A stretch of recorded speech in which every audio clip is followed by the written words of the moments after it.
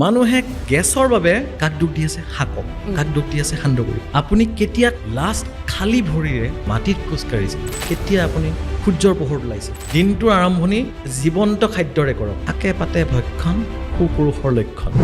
আমাৰ অসমৰ যিখিনি আমাৰ খাদ্য আছে, পৰম্পৰাগত খাদ্য, সেইখিনিত আমি আচলতে ক'ত ভুল কৰি আছোঁ? সান্দহগুৰি খালে গেছ হয় দেখোন, ভেদাইলতাৰ জোলকণ খালেও কেতিয়াবা গেছ হয়, কিয় হয়? মানুহে গেছৰ বাবে কাক দুখ দি আছে শাকক, কাক দুখ দি আছে সান্দহগুৰি। আগতে খোৱা নাছিল মানুহে, আগতেও খাইছিলে।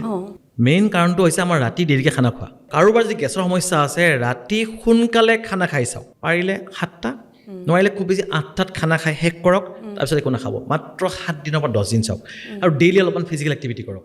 শাক কি শিলো হজম হৈ যাব। মই বিচাৰোঁ যে প্ৰত্যেকজন মানুহে একদম সহজ সৰলভাৱে কেইটামান নিয়ম মনত ৰাখক, যে মই মাটিত খোজকাঢ়িম, সূৰ্যৰ পোহৰ ল'ম অলপ সময় হ'লেও, শাকে পাতে ভক্ষণ সুপুৰুষৰ লক্ষণ। সকলো শাক পাত খাওক, মাছ মাংস কণী খাওক। যদি আপুনি মাছ মাংস কণী নাখায়, মাহজাতীয় শস্যবোৰ বেছি পৰিমাণ খালেও সেই প্ৰটিনটো পাব।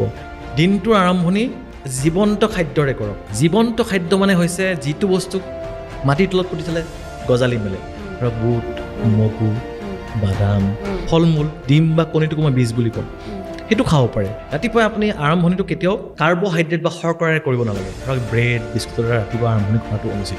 এই ফল মূলখিনি খাই উঠি আধা ঘণ্টা পিছত অলপ চাহ খাওক, পাৰিলে চেনিটো কমকৈ। অসমৰ আটাইতকৈ স্বাস্থ্যকৰ পৰম্পৰাগত খাদ্যবিধ উষ্ণা চাউল, উহোৱা চাউল, মানে বইল চাউলটো, বইল চাউলটো, যিটো আপোনাৰ ৰঙা চাউলটো বুলি কয়।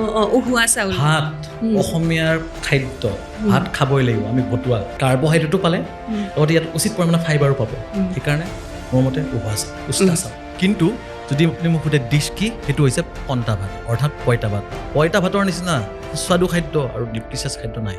তাৰ লগত অলপমান বটা, পিঁয়াজ কাটি ল'লে, অলপ আলু ভাজি, 2টা কণী ভাজি, একদম জিভাৰ পানী ওলাই গৈছে, মোৰো খুব প্ৰিয় কিন্তু।